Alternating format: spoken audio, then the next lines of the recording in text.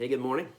How you doing? I'm wondering how everyone's doing with this quarantine. I wonder if frustration's starting to set in, or if homeschool's become just watching documentaries on Netflix so you don't pull your hair out because you aren't used to doing homeschool. Or I'm wondering if your countenance is low. I wonder if some of you are lonely, or if bitterness is starting to set in. And I just want you to know I'm praying for you, and I know this is a difficult time, and it's not easy to go through something like this, but it is easy when our routines and plans and everything starts to get interrupted, to turn to bitterness if we're not keeping our eyes on the Lord, if we're not daily remembering what we need to be hoping in, and that is the Lord,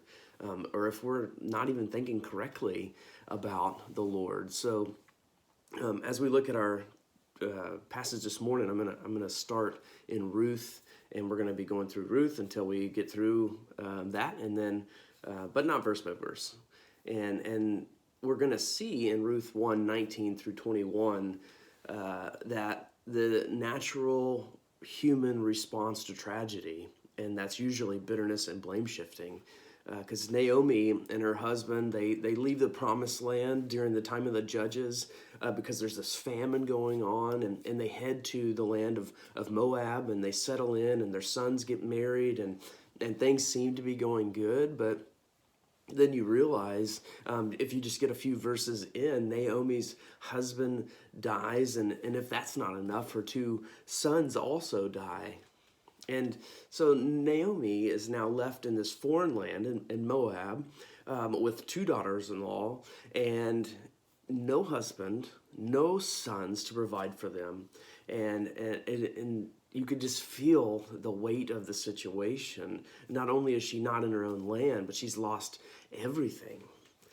And it seems as though she's in the fields in Moab. She's probably working now in the harvest, just trying to get by, probably working with her daughters-in-law.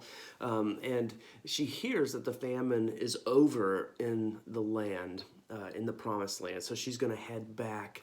And then she tells her daughter-in-laws to go back to their families. You just head back. I'm going to head back to my land. I have nothing for you. I'm not going to bear sons for you. And even if I could, are you going to wait that long to marry them? So she says, just go back home. And I'm going to go to my home. And it was a bittersweet time. But Ruth, she says in verse 15, do not urge me to leave you or to return from following you, for where you go, I will go, and where you lodge, I will lodge. Your people shall be my people, and your God my God. Where you die, I will die, and there will I be buried. May the Lord do so to me and more also, if anything but death parts me from you. And when Naomi saw that she was determined to go with her, she said, no more.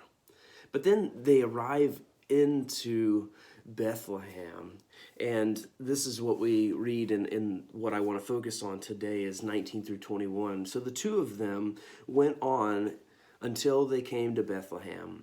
And when they came to Bethlehem, the whole town was stirred because of them. And the women said, is this Naomi? Her name means pleasant. Is this Naomi? And she said, don't call me Naomi. Don't call me pleasant anymore. Call me Mara, which means bitterness. For the Almighty has dealt very bitterly with me. I went away full, and the Lord has brought me back empty. Why call me Naomi when the Lord has testified against me, and the Almighty has brought calamity upon me? You see, tragedy has turned Naomi's trust and her joy in the Lord to bitterness. And instead of seeking the sovereign will of God, she blames God for all that's happened to her. She blames him for the tragedy, for the loss of her family, and she's bitter. She says, don't call me pleasant anymore, call me bitter. And I think a lot of us, we get that.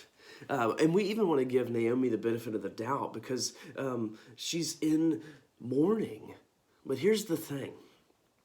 That is the wrong way to think about a tragedy.